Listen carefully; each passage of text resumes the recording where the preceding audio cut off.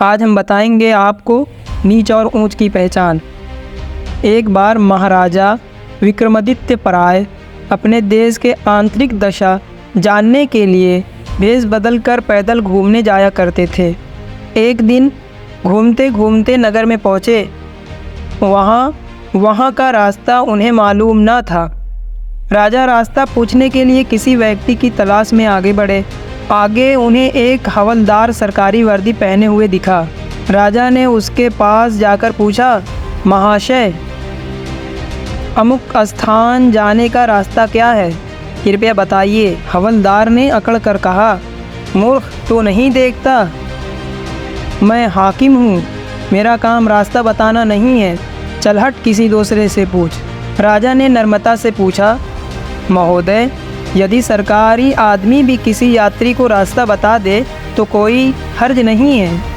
खैर, मैं किसी दूसरे से पूछ लूँगा, पर इतना तो बता दीजिए कि आप किस पद पर काम करते हैं। हवलदार ने भौहें चढ़ाते हुए कहा, अंधा है, मेरी वर्दी को देखकर पहचानता नहीं कि मैं कौन हूँ।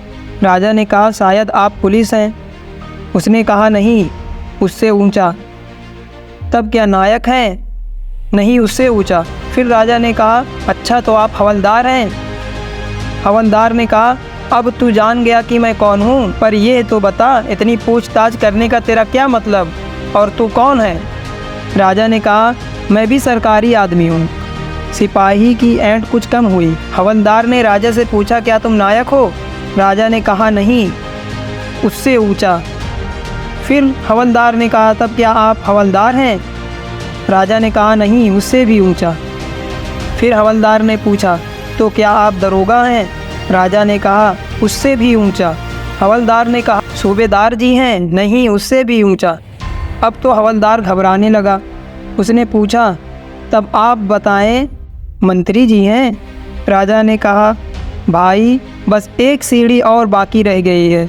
सिपाही ने गौर से देखा तो सादी पोशाक में महाराजा विक्रमादित्य सामने खड़े हैं। हवलदार के होश उड़ गए। वह गिड़गिड़ाता हुआ राजा के पांव पर गिर पड़ा और बड़ी दीनता से अपने अपराध की माफ़ी मांगने लगा। राजा ने कहा, माफ़ी मांगने की बात नहीं है, मैं जानता हूँ कि जो जितने नीचे होते हैं वो उतने ही अकड़ते हैं। जब तुम बड़े बनोगे तो मेरी तरह तुम भी नम्रता का बर्ताव सीखोगे।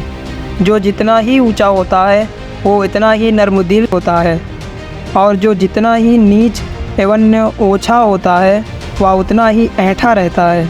तो दोस्तों, याद रहे कि आदमी अपने कर्म से बड़ा होता है, ना कि अपने